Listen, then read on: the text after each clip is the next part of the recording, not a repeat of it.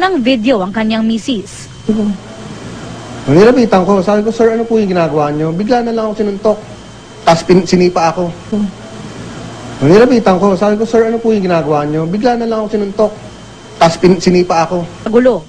So, they defended themselves. So, siguro din sinipa si sumigaw ako. Sabi ko, ano ba problema mo? Sabi ko, bakit ka nanununtok? Ganyan. Humarap siya sa akin, dun sa counter ng Cebu Pacific, tinadyakan ako ng 2 beses. 2 beses, sabay tinulak ako sa counter ng sobrang lakas. Tapos dito sa likod ko, meron akong pa-mark, meron akong red mark sa likod ko. Tapos ito, ayan, namamaga pa. Ayan. Sila po ang unang... Sila nauna.